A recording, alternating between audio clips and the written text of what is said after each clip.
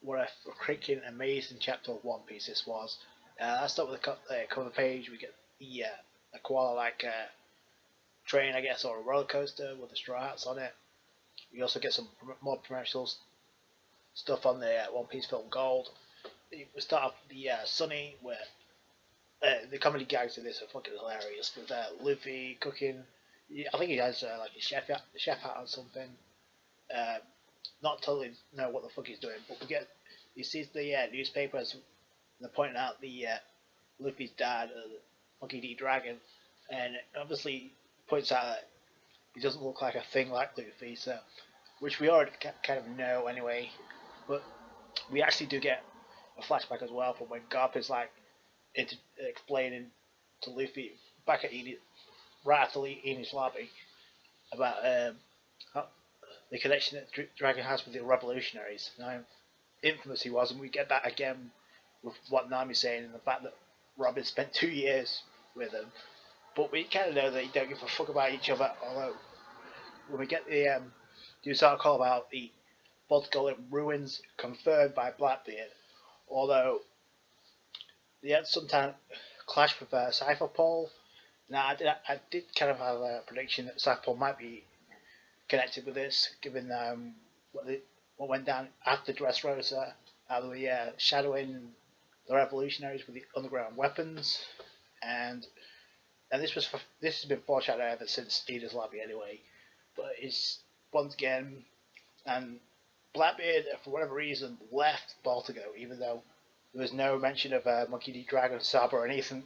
Remember the revolutionaries taken down, just the Baltigo itself. So, and we know how the war government is when they like to cover shit up. Because if they would have let most of the revolutionary army go, that wouldn't look good on the war government at all. And they've already been fucked up enough as it is with what went down on Dressrosa.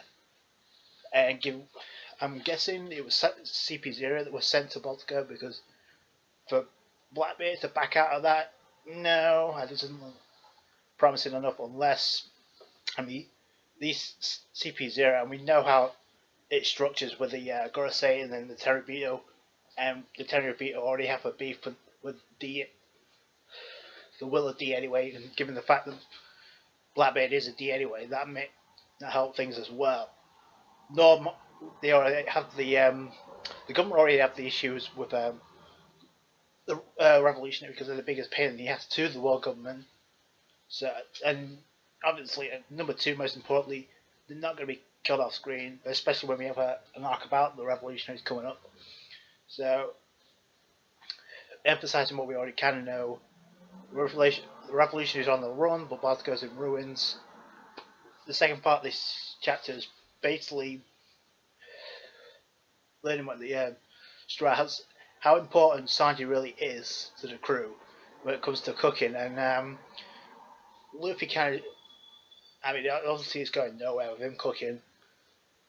He even blows up the fucking kitchen where I thought it was hilarious. Frankie's gonna be pissed. Sanji's gonna be pissed because he's wasted food, as Nami said. I thought that was hilarious. And carrots are perfect fit, by the way. A lot of people think she's gonna be the Nakama. I don't have a problem with that.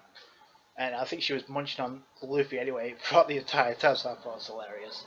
Comedy gags in this, and obviously we do get to see some snow falling down. We get finding out that later on that it's actually cotton candy from Big Mom's Whole Cake Island, so we know how far away they are from the actual island itself. Now, given what we know about the second part of the chapter, and when it relates to when we get to see Wano, we can assume it's Wano because it's the same type of designs that we saw back when we saw Drake. And we get to see Kaido. Well, it's kind of we get some more depth into his character, but obviously he's drinking away. He's pissed. He's upset the fact that obviously that now Jack has failed. And by the way, I'll get into that in a minute. Jack has failed. We kind of they clarified that Kaido was the one that sent Jack to get back Doflamingo. That failed, although nothing was reported back to him after he failed to get him back from Fujitora and Sengoku and Tsuru. So that may be why, because what Kaido said really well. We kind of already assumed that Doflamingo is way too weak. I'm like, what? Flamingo too weak? He's one of the strongest Shichibukai out there. I mean, he's basically talking down Law and Luffy like, oh, you take down a couple of two Shichibukai and you think you're hot shit and everything. Damn, that speaks volumes in terms of power scaling. And I really don't want to be part of the worst generation right now when my name is Monkey D. Luffy Trafalgar D. Water Law because, oh boy. And does anybody else but me see the similarities between Zoro and Kaido?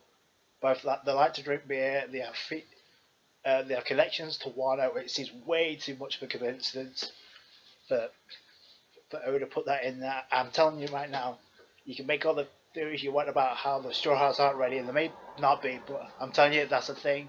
Zoro versus Kaido, Sanji versus Big Mom, it's happening. So that's enough said about that. And then we get to see. One of the questions is Kaido worse when he's sober, or is he worse when he's pissed? And I don't mean angry, I mean like drunk. Because he said on one point he's crying, but then when some of his subordinates are like trying to say, hey, you can't take Straw Hat Luffy easy, and he kind of just brushes them away like it's nothing. It's like, who do you think I am? And I remember Jack saying the same thing when he's trying to get back Doflamingo from Fujitora. And look what happened to him. And speaking of Jack, well, what can you say? It looks like the dude's still alive, which was kind of predictable, but he's at the bottom of the ocean. Now, well, it looks to me, and I did watch Sawyer's video, and it brought up something very interesting, and I can't believe I didn't think this. The only way he could have survived he has like a fishman type of ability, like on some Holly Jones type of deal. That maybe explain why, because he should be dead by now.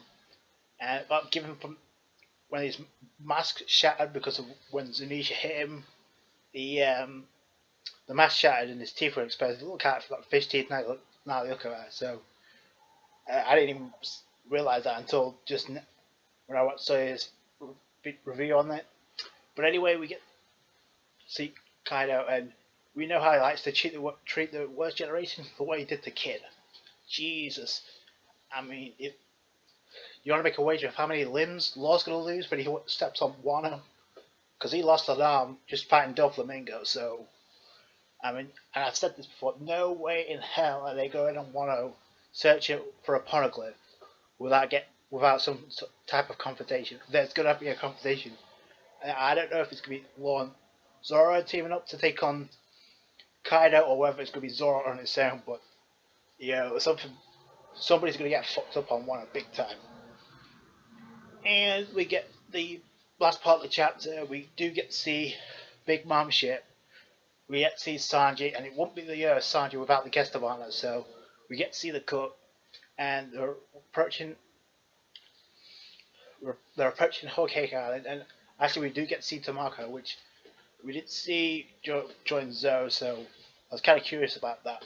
You also get to find out that he didn't give two shits about what went down with Peckham's. He actually agreed with Capone on what he did.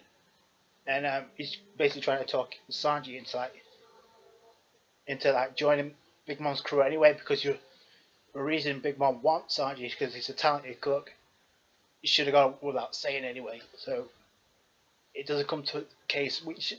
We know Big Mom's obsessed with sweets and food, so we should have realised that Big Mom didn't give a fuck about political status or power, and the Vince Smokes do, because it looks like Sanji went there to talk because partly for what we can tell, Sanji cut all ties with his father 10 years ago, so maybe a flashback is imminent.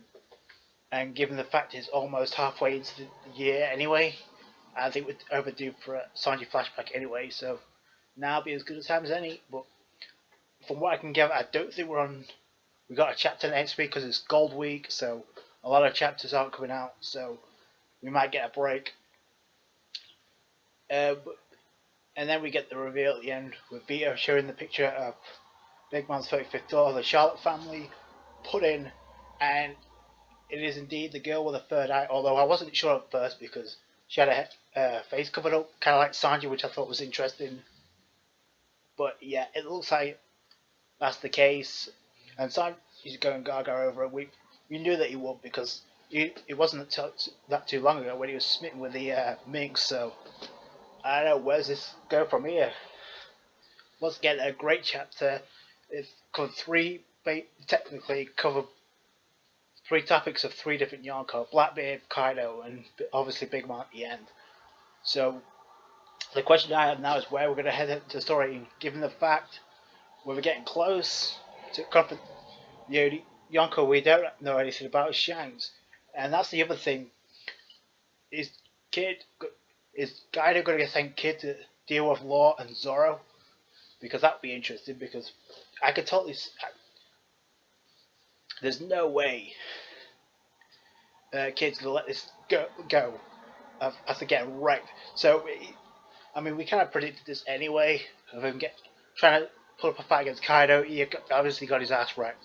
But that's what you get when you think you can take down Shanks anyway. So, obviously not too smart. We know, obviously, Apu was right down with obeying Kaido. And we didn't see Hawkins, we didn't see Killer, so I'm curious if we'll see them or not. I doubt they're dead because anyway, so maybe they're with Apu, and apparently they're heading to Zoe anyway, so I'm curious as well not we're gonna get a competition between Law, because we get Drake there as well, so we get most of the Worst Generation on Wano as it is, working on the Kaido anyway, so I don't know where we're going to head next. I think, given where we are at the story, I think we're going to head into a Sanji flashback. It just makes sense. It's been long overdue. It's the year of Sanji, so now would be as good a time as any. But yeah, I thought this was an amazing chapter on One Piece. Oda raising the bar again, from Kid getting fucked up by Kaido to the Blackbeard pirates infiltrating the Revolutionary Army and having butting heads with C-Zero, although Blackbeard technically backed out, so I don't know what's up with that. And of course, the stuff at the end with the put-in, be the 35th daughter, the bride to be the Sanji. Will she become a Nakama, or will she become another memory for Sanji? We're going to find out. Anyway, let me know your thoughts down below. If you enjoyed this video, give it a thumbs up, comment, rate, subscribe. Catch you guys on the next one.